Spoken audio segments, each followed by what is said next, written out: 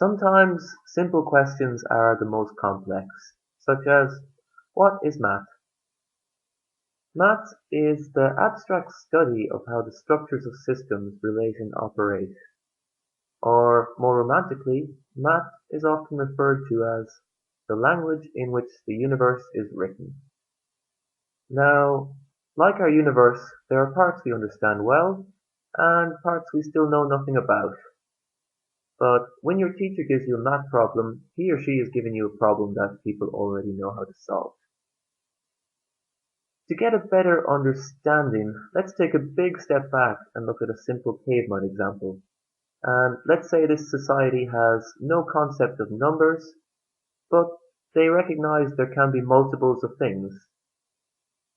In math terms, this could be explained as 0, 1, and many. Depending on how such a society is structured, this might work just fine. But what if one day you find a hole near your garden of many carrots? You think a carrot might have been there, but since you still have many, you can't be sure of this. You might decide it's a good idea to find a better way to keep track of your carrots beyond just many. Your first idea might be to draw a line right by each carrot. That way, if you come across a line with no carrot next to it, then you can be certain that there's a missing carrot. But what if someone steals a carrot and erases the line at the same time? To handle this, you might keep a record of these lines inside your cave or hut. But to do this, you need to give names to specific quantities of lines. So you start developing numbers. Now you have a concept of 20 being different from 19. This way, you can count lines, then go out and count carrots, and see if they match.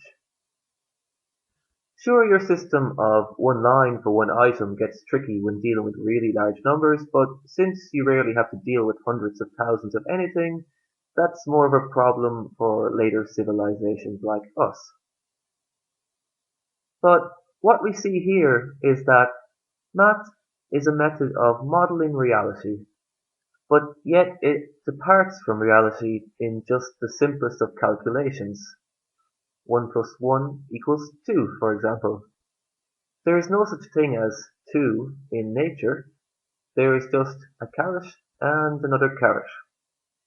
But because they both exist, we can group them and call it 2.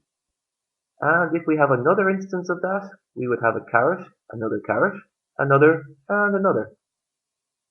Now, math can't exist without human thought, but what it models persists throughout nature. Not every aspect of math is guaranteed to have a real-world equivalent, but it's specifically designed to be identical to reality. Finally, it should be noted that since mathematics is an abstraction, there will be cases where things will work in the abstract, but will make no sense when you try to apply it back to the real world. For example, any child could easily think of a number so large that it's more than all the individual measurable objects in the universe.